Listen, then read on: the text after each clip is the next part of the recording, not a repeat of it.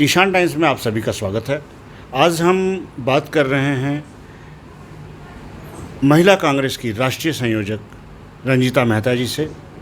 बहुत प्रखर वक्ता हैं और हर मुद्दों पर उनकी बेबाकी से सभी नागरिक उनसे परिचित हैं और सारी जनता उनसे परिचित है। हम उनसे बात करते हैं हरियाणा सरकार ने जो कल मंत्रिमंडल के जो निर्णय लिए हैं या मंत्रिमंडल में जो निर्णय लिए हैं उस पर हम चर्चा करेंगे। उसमें चर्चा में यही हम उनसे सवाल पूछेंगे कि एक तो पंचकूला नगर निगम को 2 भागों में वितरित बांट दिया, उस पर बात करेंगे। हम हरियाणा की जो औद्योगिक नीति पर जो चर्चाएं हुई हैं उन पर हम बात करेंगे और हम जो बदलाव हरियाणा सरकार चाहती है उस पर हम चर्चा करना चाहेंगे। रंजीता जी से बात करते हुए हमने जैसा बताया कि वे कांग्रेस की एक बहुत ही अच्छी लीडर हैं और इनके अंदर एक जो बात करने की जो क्षमता है, तमाम टीवी चैनल्स पे इनकी चीज़ों को हम लोग देखते करते रहते हैं।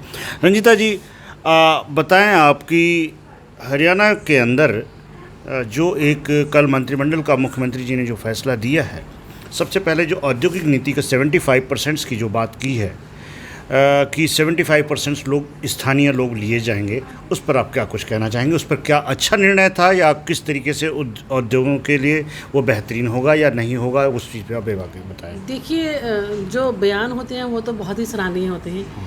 असल में उनको अगर अमली जामा पहनाया जाए तो भी उसकी सराहना की जा सकती है।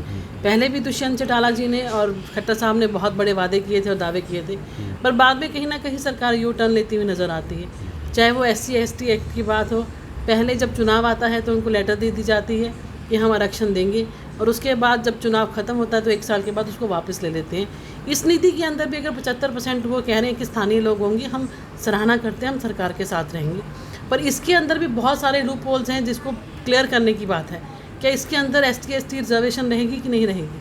क्या प्राइवेट लोग उनको एंटरटेन करेंगे कि नहीं करेंगे? क्योंकि जनरली जो देखा गया है वो इन नियमों की पालना नहीं करते और इसके ऊपर कौन लगाम रखेगा, कैसे लगाम लगाई जाएगी, बहुत सारे सवाल हैं जिसको क्लियर करना खट्टर साहब की भी जिम्मेदारी है और दुष्यंत चौटाला जी की जिम्मेदारी। क्या ये आशंका है कि क्या नाम है इसके अंदर SC/ST वालों को न लिया जाएगा या कुछ किया जाएगा, या जो आरक्षण की श्रेणी में जो आते हैं इसमें ये बातें तो क्लियर नहीं हैं? क्या इस पर कुछ कहना चाहेंगे? मैं यही आपसे पूछना चाहती हूँ कि हमेशा जो है इनके अनखुले सवाल जो हैं वो रहते ही रहते हैं और बाद में उसके ऊपर सरकार स्वयं ना निर्णय लेकर उस पर यू टर्न ले लेती है इमीडिएटली। पहले भी मैंने आपको जैसे ही बताया कि आरक्षण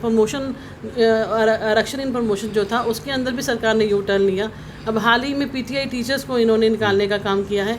कोरोना के समय में जब हम सरकार नौकरी देने का काम करे, ये नौकरी छीनने का काम कर रहे हैं। और जिस तरीके के पूरे हरियाणा के अंदर बार बार कहा जा रहा था कि भारी निवेश आएगा, बड़े बड़े उद्योग लगेंगे, ये मैं जानना चाहती हूँ कि पिछले कितने वर्षों 6 सालों के अंदर कौन सा बड़ा उद्योग आया? 2 बड़े उद्योग थे, मारुति और हीरो होंडा। दोनों को ही आपने बाहर भेजने का काम किया। एक को उत्तराखंड ले गया और एक को गुजरात ले गया। तो क्या ये नीतियाँ हैं आपकी? तो हाथी के दांत खाने की और दिखाने की और नहीं होने चाहिए। जो आप कहते हैं वो करिए, सिर्फ वोटों की राजनीति ना करिए कि जब जब सर पे चुनाव आते हैं, चाहे वो नगर निगम के चुनाव हो या कोई उपचुनाव हो, तब ऐसे बड़े फैसले करके आप वोटें तो बटोरते हैं पर बाद में आप यू टर्न लेते हैं। आप कहना चाहते हैं कि ये सफ़ेद हाथी एक सिद्ध होगा, ये जो निर्णय दिया गया है? मैं आपको यही कहना चाहती हूँ, सफ़ेद हाथी इसलिए मैंने कहा कि 75% स्थानीय लोग नौकरियां दें, बहुत अच्छी बात है। प्राइवेट लोग नौकरियां दें, आप तो हर चीज़ प्राइवेटाइज कर रहे हैं, चाहे वो रोडवेज़ है, चाहे वो रेलवेज़ है, हर चीज़ बिका हुआ है इस देश के अंदर। बरछाता कोई खरीदने वाला चाहिए। जिस तरीके से भाजपा की नीति चल रही है, हर चीज़ को प्राइवेटाइज कर रही है, जो लोग हैं, जो कैटेगरीज़ हैं, वो इसकी जो है बलिदान अपना ना दें, उनको भी गौर किया जाए। ST/ST को भी इसमें इंक्लूड किया जाए, उनकी पॉलिसी भी क्लियर की जाए, कैसे होगा, किस तरीके से होगा, कितनी रिजर्वेशन होगी, स्थानीय लोगों को कितना उसमें स्थान मिलेगा, बाहर के लोग उसमें अप्लाई कर सकेंगे नहीं कर सकेंगे। तो बहुत सारे अनखुले सवाल हैं जिसका जवाब जानना जरूरी है। जी, एक सवाल और थी कि जैसे पंचकूला के नगर निगम को करके और एक कालका पिंजौर की एक नगर परिषद बना दी गई है, इस पर आप क्या कुछ कहना चाहेंगे और इसका क्या स्वागत करती हैं या इसमें भी कुछ खामियां हैं? देखिए, मैं इसमें समझती हूँ कि देर आए दुरुस्त आए। बहुत देर से समय की मांग थी कि इनको अलग अलग किया जाए क्योंकि बहुत लंबा क्षेत्र पड़ जाता था। यहाँ से कालका की दूरी ही 19 किलोमीटर की है और लोगों को अपने छोटे छोटे कामों के लिए इधर से उधर कम्यूट करना पड़ता था और भारी दिक्कत आती थी। और बाकी 3 साल हो गए ऑलरेडी ये चुनाव पेंडिंग है, बिना सेना के जो है सवारी चल रही है और कहीं ना कहीं उसके तहत बहुत से भ्रष्टाचार हुए, बहुत से घोटाले हुए, बहुत सी शिकायतें हुई, राउंड अबाउट बने, उसके ऊपर फिजूल खर्चियों की बात हुई। तो कहीं ना कहीं भ्रष्टाचार के अंदर जिन आरोपियों के नाम थे उनको सरकार ने दंड देने की बजाय पुरस्कार देने का काम किया, उनको प्रमोशन देने की काम की। और जब तक नगर निगम यहाँ पे रहा, एक और चीज़ भी बहुत बड़ी देखने को आई थी कि स्थानीय विधायक और जो मेयर थे उनकी आपस में बहुत ज़्यादा खींचातानी थी, जिसके चलते ना तो कोई भी काम हुआ। सड़कें उस समय इस हालात में थी कि गड्ढों में सड़कें नहीं, सड़कों में गड्ढे थे, इतने ज़्यादा वहाँ पे बुरा हाल था। रोज़ धरने प्रदर्शन थे, काम रोके जाते थे पर्पसली। और जिस दिन निगम भंग हुआ उस दिन दोबारा से कुछ काम होने शुरू हुए, वो भी भ्रष्टाचार से भरपूर, जिसके अंदर चाहे वो सड़कों का निर्माण हुआ, चाहे वो राउंड अबाउट्स का निर्माण हुआ, चाहे वो बस क्लू शेल्टर्स का निर्माण हुआ। सब चीज़ों में बदबू आ रही थी कि जो हमारा टैक्स पेयर्स का पैसा है ईमानदारी का, और कहीं ना कहीं फिजूल खर्ची में और जेबों में जा रहा है। एक सवाल और है स्वास्थ्य संबंधी मैं पूछना चाहूँगा, पूरे प्रदेश के अंदर है कि जितने भी हॉस्पिटल्स बने हैं उनका उच्चीकरण किया है, यानी कि उनको उठाने का काम किया है, या उसके अंदर उन्होंने खर्च दिखाया कि उसमें खर्च किया गया। लेकिन जब मंत्री को चोट लगती है तो वो प्राइवेट हॉस्पिटल में जाते हैं, कोई विधायक अगर कोरोना से ग्रसित होता है तो प्राइवेट में जाते हैं। तो इस तरीके से इस पर आप क्या कुछ कहना चाहेंगे? देखिए, प्रत्यक्ष या ये काम हुआ या नहीं हुआ? देखिए, प्रत्यक्ष को प्रमाण की ज़रूरत नहीं होती। अगर वाकई काम हुए होते तो उनको प्राइवेट जाने की ज़रूरत ना पड़ती। और जहाँ तक इसके विस्तार की बात है और डेवलपमेंट की बात है, तो कांग्रेस के समय में ही ये 300 बेडेड हॉस्पिटल बन गया था। आपने सिर्फ उनको फीता काट कर उनकी इनॉग्रेशन करने का काम किया है। आप नई योजना बताइए कौन सी लेके आए हैं? नया कौन सा अस्पताल? आपने सिर्फ नाम बदला, नागरिक अस्पताल रखकर आपने जो नागरिकों को क्या वो सुविधाएं दी? आपको याद होगा कि पीछे सिलेंडर ब्लास्ट हुआ था, जिसके तहत जो लोग थे वेंटिलेटर की कमी के चलते काफ़ी लोगों की मौत हुई। तब हमारे मंत्री साहब ने ये बयान दिया था कि बहुत महंगा है, हम अफोर्ड नहीं कर सकते। और उसी के 4 दिन के बाद बाबा राम रहीम के यहाँ जाकर 50 लाख रुपए डोनेट करके आए थे। तो कहीं ना कहीं दोहरा चेहरा और दोहरी नीति जो है वो भाजपा सरकार की देखने को मिलती है।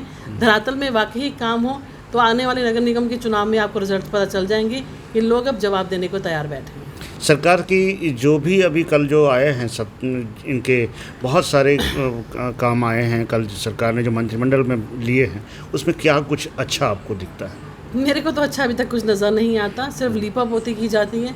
पहले भी पीएम केयर्स फंड के नाम पर भी जो जेबें भरने का काम है वो इस भाजपा सरकार ने किया है, और उसकी कोई भी अकाउंटेबिलिटी नहीं है। अगर 5-5 रुपये इकट्ठे करने हैं तब भी जनता दान दे, अपने स्कूलों की फ़ीस माफ़ करनी है तो भी प्राइवेट स्कूल्स अपनी माफ़ करें। अगर लोगों ने काम करना है, कोई दान देना है, सोशल वर्क करना है, लोगों को राशन पहुंचाना है, तो भी आम जनता करे। सरकार क्या कर रही है? आज दिए तले अंधेरा है।